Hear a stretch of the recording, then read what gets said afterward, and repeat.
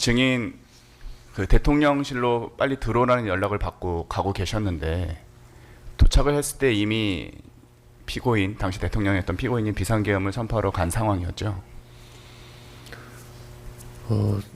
제가 이제 분 단위로 기록을 했거든요. 해서 있는데 지금 가져가셔가지고 제가 정확히 모르지만 그래서 용산 컨벤션 센터 앞에 와서 전화를 주십시오라고 행정관이 저한테 이야기를 했어요. 그래서 제가 용산 컨벤션 센터 앞에 택시를 내려가지고 그 행정관에 전화를 했더니 전화를 안 받으시더라고요.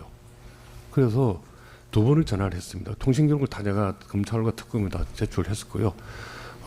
두 번을 해도 안 받으셔서 밖에서 그냥 서 있었습니다. 서 있었는데 그분이 이제 전화가 와서 앞에 왔다 그랬더니 그러면 기다리시면 경호실 차를 보내드리겠습니다. 그래서 조금 한 1분, 2, 3분 있었는데 경호실 차가 와서 타고 들어갔습니다. 예. 네. 들어가서 회의실에 들어간 시간이 10시 23분 정확하게 아까 말씀하신. 당시 상황을 보면 이제 증인을 비롯한 여러 국무위원들을 불러서 국무회의를 진행하려고 했던 것으로 보이는데요. 증인이 아직 도착하지도 않았는데 대통령이었던 피고인이 비상계엄을 선포한 이유에 대해서 뭐 설명을 듣거나 얘기 들은 게 있었습니까? 사후적으로 들었지만 이제 정족수가 다 저 오기 전에 다 충족이 되어서 국무회의라고 하는 일을 마친 걸로 그렇게 알고 있습니다. 네. 증인이 아직 도착하지도 않은 상황이었지만 정족수가 채워졌기 때문에 국무회의가 진행됐다. 그렇게 나중에 얘기 들으셨습니까? 누구에게 들은 것 같지는 않고요. 제가 그거는 그 언론이나 뭐 이제 짐작을 통해서 생각해 볼 때 그렇게 생각합니다. 누가 저한테 그렇게 뭐 상세하게 뭐 설명해 줄 사람이 누가 있겠습니까? 나중에 그냥 증인이 여러 가지 경로를 통해 알게 되신 상황이란 거죠. 증인 아까 그 송진호 변호사님 질문에 대해서 그 국무위원들이 통상의 국무회의를 할 때 그 안건에 대해서 이제 구체적으로 뭐 논쟁을 벌이거나 찬반 논쟁을 하거나 의견을 개진하는 거 없이 보통은 통상 상정된 안건을 처리했다는 취지로 말씀하셨죠. 그렇습니다. 그게 이제 사실은 각 그 대통령님들마다 스타일이 다르셔서 어떻게 국무회의를 운영했는지 하는 건 아마 각 정부마다 좀 다를 건데요.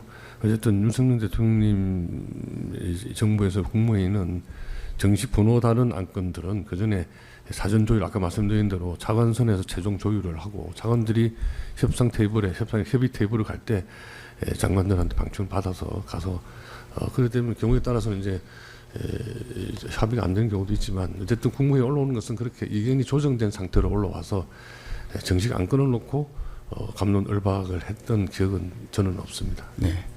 그래서 국무위원들이 국무회의에서 어떤 안건을 심의한다고 할 때 증인님 말씀하신 것처럼 이미 사전에 관련 부처 간의 여러 가지 의견 조율이나 필요한 어떤 의견 교환 아니면은 논의를 충분히 하고 그렇기 때문에 국무위원이 해당 국무회의에서는 안건에 대해서 어떤 결정 행위만 하면 되는 그런 상황이지 않습니까? 네, 보통 국무회의 안건 올라오는 것이 이제 제일 중요한 것이 법률안이고요. 법률안 그다음에 이제 시행령안 또 뭐 예산안 뭐 이런 것들인데 그 과정에 사실은 법률이라는 거는 만들 때 입법 예고부터 해가지고 뭐 의견 청취 무슨 뭐 공청회 이런 것들 절차를 다 거치기 때문에 굳이 마지막 단계인 장관들 회의에 와서 또 뭐 갑론을박할 이유가 없습니다. 사실 그렇게 되면 그 프로세스가 망가진 것이죠. 그 전에 이미 의견을 다 듣는 절차가 마련되어 있기 때문에 필요가 없는데 그거 하고 뭐 만약에 비상계엄 안건을 국무회의에 올렸다라고 한다고 보면 동등한 수준에서 논의할 건 아니라고 생각합니다. 일반적인 국민들에게 세율을 어떻게 하느냐, 토지 이용 규제를 어떻게 하느냐 하는 법안과 비상계엄에 관한 안건은 프로세스가 다를 것으로 생각합니다. 네. 결국에는 아까 이제 국무위원들이 그러면 국무회의에서 안건을 심의하는 것은 형식적인 절차 내지 행위 아니냐는 질문에 뭐 약간 뭐 그렇게 보일 수 있다는 취지로 답변을 하셨는데 결국 심의라는 것은 그 앞에 있었던 여러 가지 논의 과정이나 의견 교환 과정이 뒷받침되기 때문에 그렇게 보일 뿐이지 심의라는 것은 실질적으로 진행되는 거 아닙니까? 예, 그런 이 공청회 또 법안 협의, 뭐 강부적 협의 등등의 일련의 과정을 마무리하는 단계다라고 이해해 주시는 게 맞을 것 같아요. 제가 볼 때는 그냥 뭐 형식적으로 그냥 형해화된 일을 하는 것이 아니고 그 전에 있었던 여러 가지 입법에 관한 국민들의 권리와 의무를 제한하거나 무슨 뭐 정부 재정을 쓰는 일들인데 사실은 신중하게 결정해야 되지 않겠습니까? 그 일련의 과정이 국무회의 심의라는 것을 통해서 마무리되는 것이다. 이렇게 저는 생각을 합니다. 예. 네, 이상입니다.